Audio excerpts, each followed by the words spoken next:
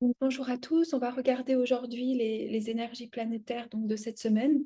Donc on va commencer par la nouvelle lune forcément et aussi la rétrogradation de Mercure qui sont un petit peu les deux, j'allais dire, les deux événements majeurs de la semaine et ce que ça peut impliquer. Donc c'est la semaine du 11 décembre jusqu'au 17 décembre. Quelque chose qui est intéressant je trouve, et je vais essayer un petit peu de voir et de forcément de tisser du sens là où ça peut résonner avec vous, c'est qu'on commence donc la semaine avec Mercure. Donc Mercure est dans le signe du Capricorne et il fait un sextile à Vénus en Scorpion aujourd'hui lundi. Donc il y a vraiment quelque chose, j'allais dire le contexte de la rétrogradation de Mercure, si vous voulez, comme s'il y avait la porte qui rencontre, on pourrait dire, ou le dialogue qu'il a avec Vénus en Scorpion. hein. On en a pas mal parlé la semaine dernière, donc il y a la possibilité, j'allais dire, de voir peut-être, et c'est une énergie qui était déjà présente dans les semaines passées, hein.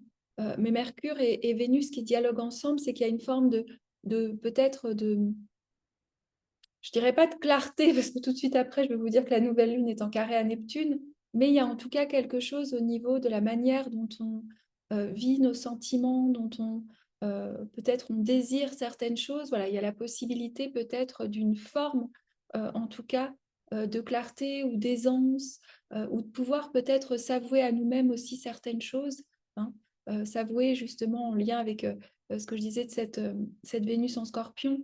Peut-être que Mercure en Capricorne l'aide, j'allais dire, à mettre de la structure sur certains de ses ressentis profonds, à pouvoir peut-être, en tout cas à l'intérieur de nous-mêmes, y voir plus clair et ça va peut-être aussi donner le ton, hein, à cette rétrogradation de Mercure qui va nous aider sans doute, Mercure va passer du Capricorne en Sagittaire et comme toujours, il y a cette idée de réviser les choses, de réviser des façons de penser, de réviser des structures de pensée, de réviser les fondations de certaines de nos croyances. Et comme juste avant sa rétrogradation, il y a un lien avec Vénus, bien sûr, cela peut toucher, alors bien sûr, comme toujours, ça dépend de votre thème, mais ça peut toucher aussi les relations amoureuses, ou en tout cas notre créativité, ou nos désirs, ou nos aspirations aussi pour la nouvelle année, hein. Donc, on a aussi ce contexte de nouvelle lune,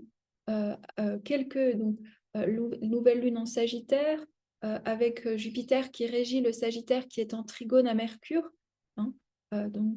Et la nouvelle lune est dans ce qu'on appelle les termes ou les bandes de Mercure. Donc, pour la tradition, j'allais dire, il y a quelque chose où, si on analyserait vraiment le degré de cette nouvelle lune qui est 20 degrés, elle a dans sa structure quelque chose qui l'a fait dialoguer avec Mercure, donc avec les structures de la pensée, avec les structures de nos idéaux et de nos croyances. Donc une nouvelle lune, comme toujours, il y a quelque chose qui est de l'ordre de la rencontre de la reine et du roi des cieux, qui se régénèrent l'un et l'autre, le soleil et la lune.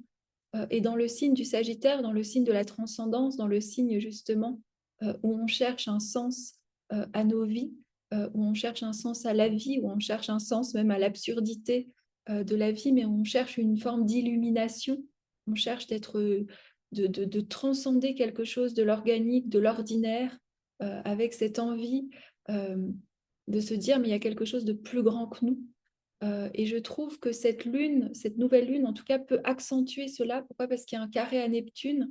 Donc le carré à Neptune, il nous dit, il nous met face à un mystère, il nous met face à une difficulté peut-être à comprendre certaines choses qui se passent soit en nous, soit à l'extérieur de nous ou dans le monde, avec une sorte de crise de foi, je vous l'avais dit, philosophique, une crise de sens peut-être profonde en se disant mais ce qui permettait dans le Sagittaire de métaboliser du sens, de me dire non mais j'ai la foi dans la vie, je vois la lumière, là avec Neptune, il y a une forme de dissolution qui peut être, qui peut prendre la forme aussi d'une désillusion ou d'une grande fatigue aussi, hein. Pour certains, je sais qu'on est fatigué, il y a une sorte de fatigue, mais qui peut être très belle parce que la fatigue de Neptune, c'est la fatigue peut-être sur ce Sagittaire de trop chercher les choses, vous voyez, de vouloir toujours être dans cette amélioration, dans cette tension vers un futur.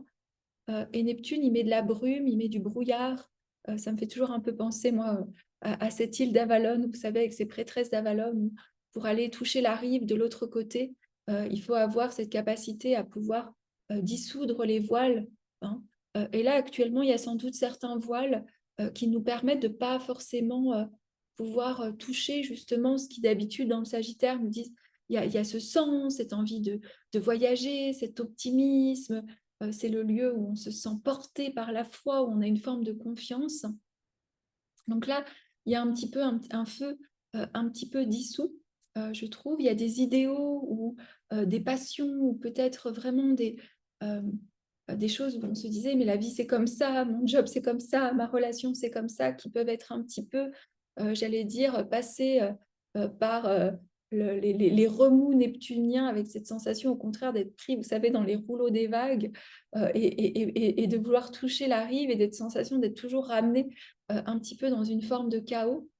Euh, et ça, c'est l'ombre, hein. Je pense que vraiment l'ombre de cette nouvelle lune, ça peut être, comme toujours, hein, c'est pas forcément pour tout le monde, ça dépend où c'est situé, mais une sorte oui, de dissolution des voiles, que les voiles tombent avec cette sorte de peut-être tristesse qui vient avec, tristesse neptunienne, c'est-à-dire d'avoir eu envie de croire à quelque chose, que ce soit une relation, que ce soit euh, un projet, que ce soit une philosophie, que ce soit l'astrologie ou ce que vous voulez, hein.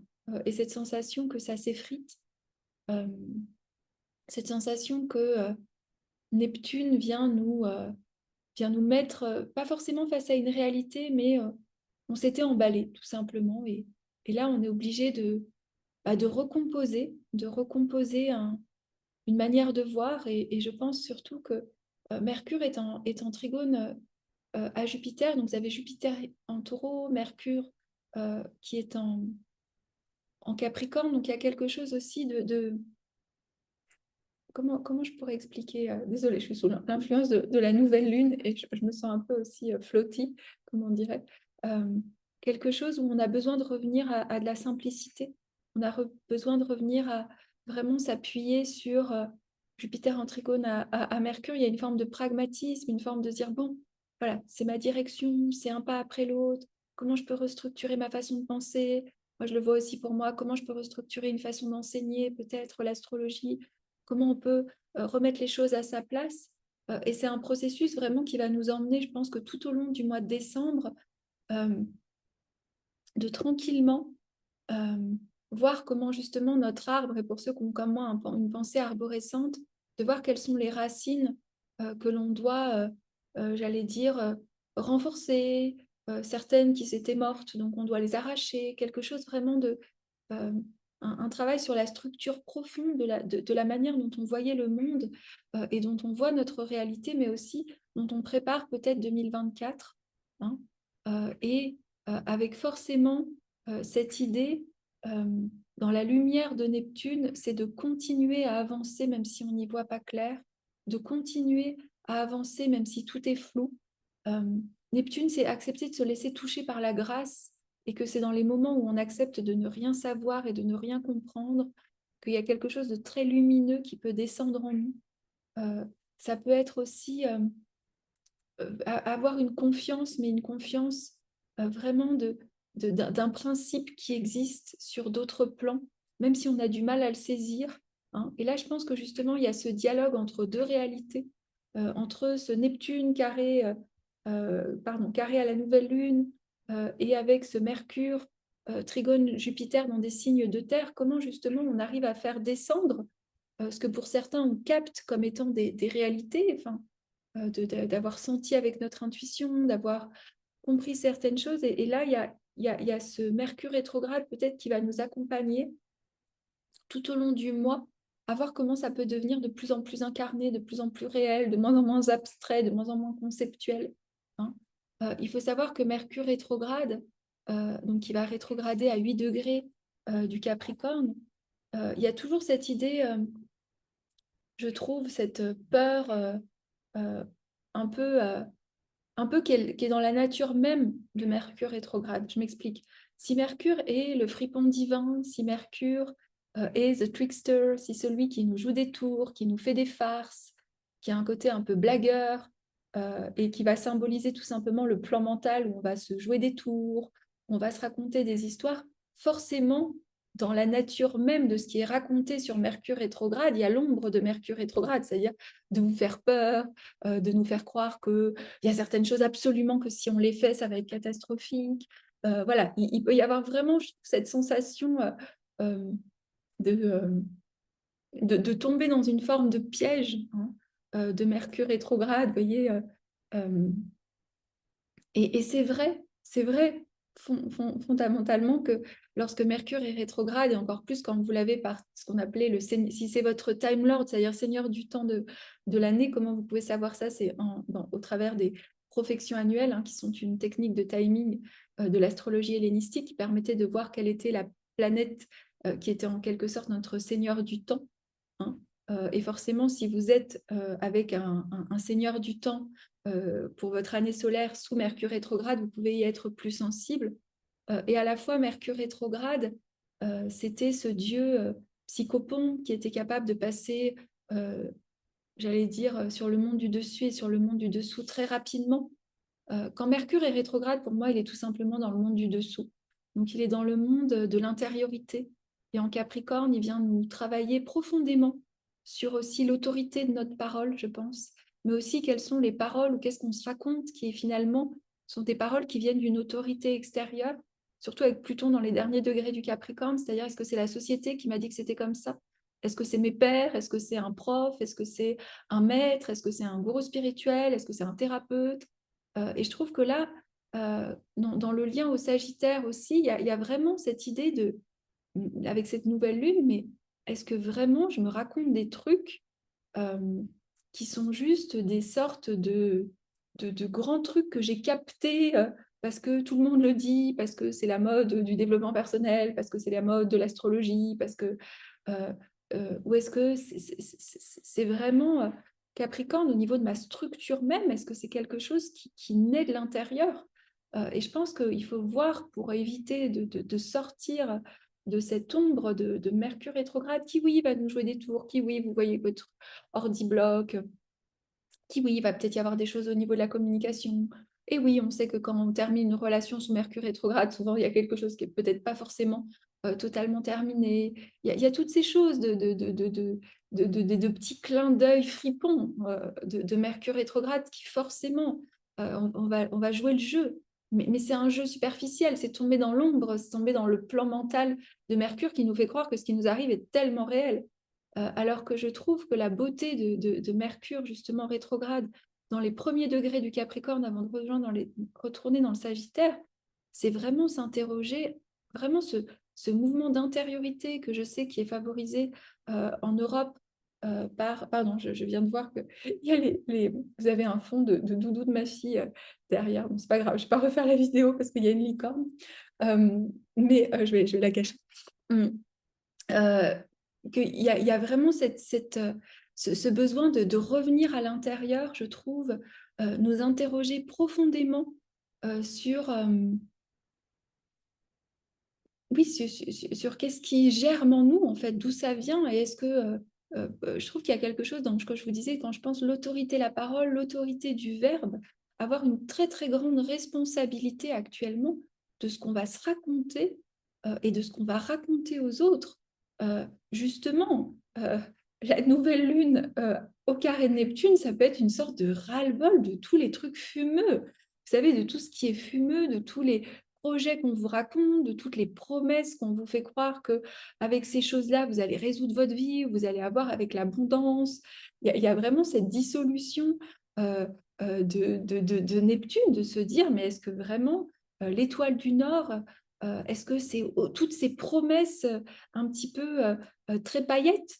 Et là, je trouve que justement, l'intégrité du Capricorne, un petit peu ce côté ermite, ce côté archétypal, très lié à allumer la lumière en soi et vraiment ce côté sage va nous ramener à essentialiser aussi certaines de nos croyances et certaines de nos manières de voir le monde.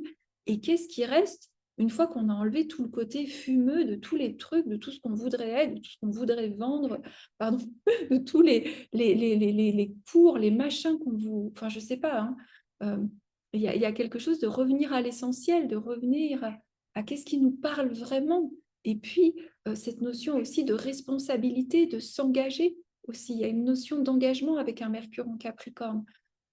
Même si Saturne est en Poisson, mais justement s'engager dans euh, euh, aller à la source aussi de ce qu'on nous transmet. Hein. Je trouve qu'il y a vraiment revenir aux philosophes, revenir aux racines de l'astrologie, revenir à des choses vraiment où on se dit oui, ça fait du sens, ça a une densité, ça existe et c'est pas tout simplement quelque chose qui, au gré du vent ou au gré des courants ou au gré des modes d'Instagram, c'est quelque chose qui va nous être, qui nous séduit. Hein. Je pense que là, il y a ce côté, pardon, je me sens c'est aussi comme je me sens inspirée par les planètes, il y a aussi ce côté peut-être un petit peu réaliste, hein, pas forcément évident, euh, mais de revenir à ce qui est important, de revenir aussi au silence, de revenir au temps de l'apprentissage. Mercure en Capricorne, Sagittaire, c'est que les choses prennent du temps. On ne peut pas apprendre, et je le vois vraiment pour l'astrologie, ça prend du temps, c'est un travail de dentelle, c'est un travail de finesse. On est des éternels étudiants, on est des éternels apprentis. On n'a jamais... c'est comme si chaque jour, vous dévoilez quelque chose et il y a vraiment ce côté très discipliné, mais dans le sens de disciple aussi, des vérités et de la vie. Hein. Donc, pour finir un petit peu aussi sur la semaine, on a vraiment vendredi, vous aurez aussi Mars qui est en trigone à Chiron. Donc ça, je trouve que c'est assez, c'est un joli transit. Mars est donc en Sagittaire aussi, Chiron est en Bélier. Là, il y a peut-être quelque chose euh, qui nous ramène à, malgré peut-être les choses qu'on ne peut pas comprendre cette semaine, malgré ce discernement, malgré peut-être cette disillusion, il y a revenir à des choses qui nous font du bien, revenir à des choses qui guérissent, poser des actes, comme je le disais, pas forcément fanatiques, hein, ça c'est l'ombre toujours de Mars en Sagittaire, mais poser des... Oui, il y a quelque chose de poser un acte pour nous, vous savez, euh, de suivre nos rêves, de continuer malgré tout, après toute cette désillusion, de dire mais qu'est-ce qui me fait vibrer encore et comment je peux vibrer quand j'ai essentialisé, quand j'ai coupé la tête à tous les faux gourous, quand j'ai coupé la tête à toutes les fausses croyances. Il y a vraiment cette idée de continuer euh, et un pas après l'autre et à la fois de ne pas perdre espoir, je dirais aussi. Donc voilà pour cette semaine. C'est un petit peu plus court que d'habitude, mais je pense pour ceux qui me connaissent savent très bien que quand Mercure s'amorce à être rétrograde et c'est mon Time Lord, pour moi, il y a souvent parfois quelque chose aussi qui se fait plus silencieux ou plus, qui a besoin d'être plus intériorisé. Donc, je verrai pour au mois de décembre. Je pense que je continuerai les vidéos. Mais si vous ne me voyez pas, vous savez que c'est un petit tour de Mercure. Euh, je reste disponible pour le mois de janvier. Je crois que j'ai plus de créneaux, sauf si c'est important pour vous en décembre. Mais pour regarder vos énergies de 2024, que ce soit sur le plan professionnel, amoureux, spirituel, n'hésitez pas à m'écrire pour choisir un créneau qui vous convient le mieux. Et je vous remercie et je vais voir si la rétrogradation de Mercure, qui affecte beaucoup la manière aussi pour nous dont on transmet, va m'amener des nouvelles façons de faire ces vidéos. Moi, mon rêve, ce serait d'en faire plus et de prendre vraiment un aspect. Mais c'est vrai que, comme c'est aussi des choses que je fais gratuitement, et même si j'aime beaucoup donner, il y a un moment donné où des fois, entre ce qu'on donne et il y a un équilibre à trouver pour vraiment aussi sentir que c'est viable. Je vous remercie à tous.